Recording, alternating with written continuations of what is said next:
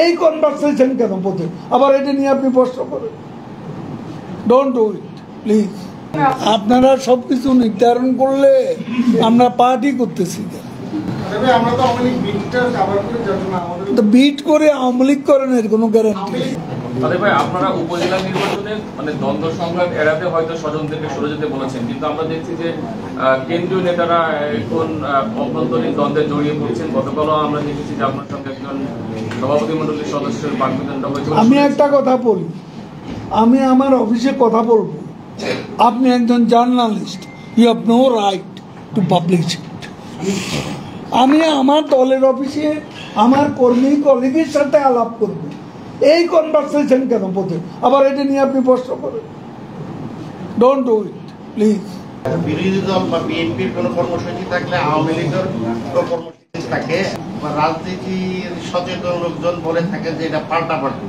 যদি পাল্টাপাল্টি হয়ে থাকে, একটা অজানা আশঙ্কা কাজ করছে যে তারা মাঠ দখল করে সরকার ফেলে দিতে পারে। কোনটা আসলে? আপনি আমার কাছে চাইবেন একটা রাজনৈতিক দল হিসাবে আমি পাল্টাপাল্টি মারামারি করতে যাচ্ছি, তাদের সমাবেশে আমরা কোনো হামলা চালিয়েছি সরকারি দল, তাহলে অসুবিধা কি? আমরা কোনো বাধা দিয়েছি? আমাদের সমাবেশ আমরা, তাদের সমাবেশ তারা করেছে। নির্বাচনের আগের দৃশ্যপট হচ্ছে এটা।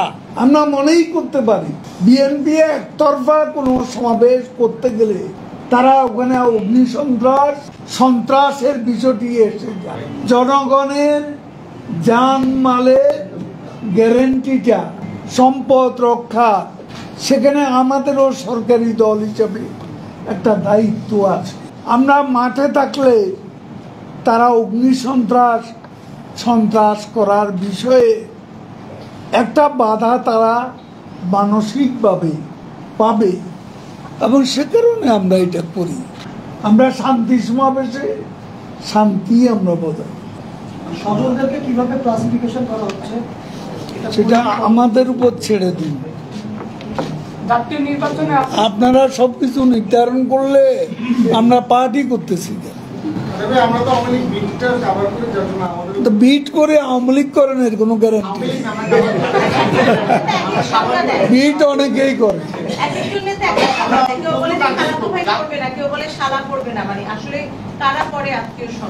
আপনারা এক একটা সংজ্ঞা তো লিখে বলছেন না, আমি আর বলবো না।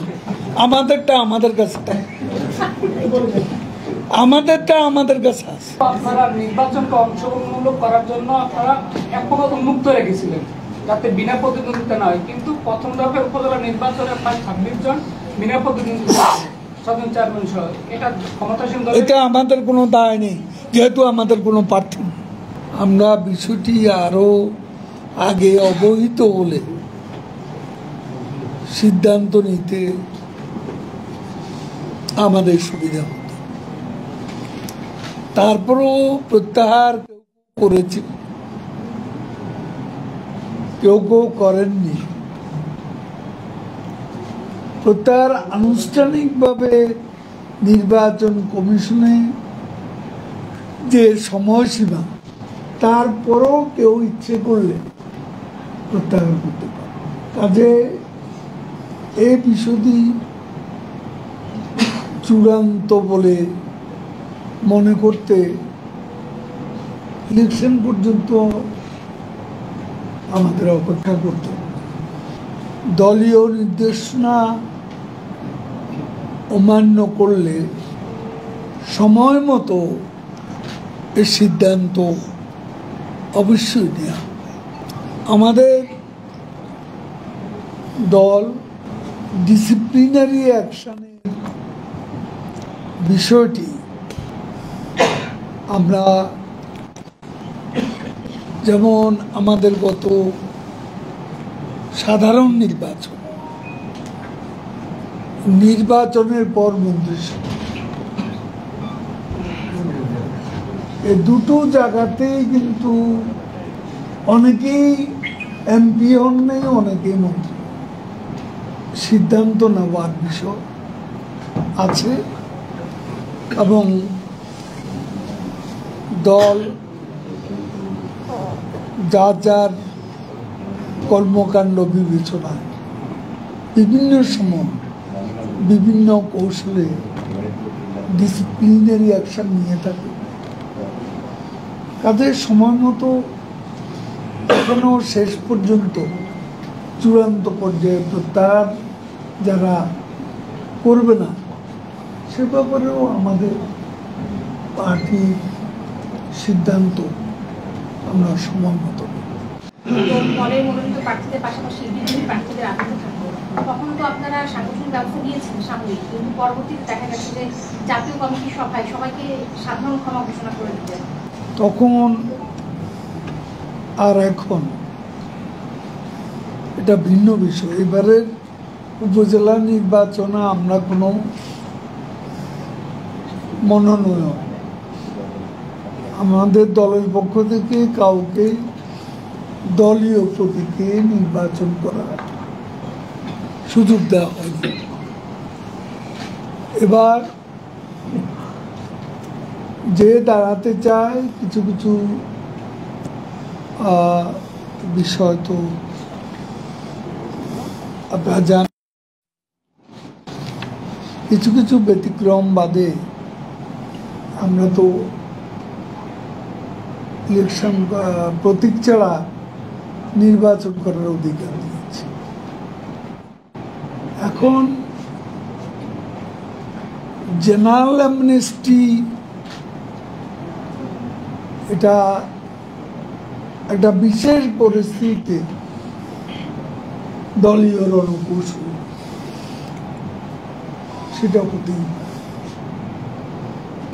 এবং সেটা আমাদের দলের সভাপতি নিতে পারে, নেওয়ার সে অ্যাবসলিউট রাইট। এরকম একটা হতাশা কেউ কেউ বলেন যে এটা আসলে দলের চেইন অফ কমান্ড ভেঙে পড়ার একটা লক্ষণ। আপনি কি মনে করেন? এটা আরেকটা প্রশ্ন আমার ভেঙে পড়তে পড়তে আমরা কোমর সোজা করে মেরুদণ্ড সোজা করে দাঁড়িয়েছি এবং এই দেশের রাজনীতিতে আমরা শক্ত অবস্থান নিয়ে আছি। নির্বাচনের মতো প্রক্রিয়া, এই প্রক্রিয়ায় আমরা আছি। এই প্রক্রিয়ার মধ্যে রণকৌশল আমাদের থাকতে পারে। এখন আপনি কার সাথে আলাপ করেছেন আই ডোন্ট নো, কিন্তু অনেকেই তো আবার এটা ভেবে খুশি যে মন্ত্রী সাহেবের এমপি সাহেবের আত্মীয় হতে পারেনি, সেজন্য আমরা অন্য কোনো পদেও আমরা কোনো জায়গা পাবো না। এই বিষয়টা অনেকের জন্য এবং খুশির কারণ। এখানে তো হতাশা বলতে কিছু না। আপনি কার সাথে হতাশা কথা শুনেছেন আমি জানি না, হয়তো আপনার পরিচয় পেয়ে বলেছে যে আপনার কাছে প্রকাশ করেছে, এটা বলার কথা নয়। আরেকটা প্রশ্ন, সেটা হলো যে আমরা তারা খুশি যে মন্ত্রী ওবায়দুল কাদের সাহেবের নিকট আত্মীয় দাঁড়ায়নি, তো তাহলে না দাঁড়ালে সে অবস্থা অন্যান্য কর্মীরা যে আমাদের রাজনীতিতে পদ পাওয়ার সুযোগটা দল অন্তত বিলীন করে দেয়।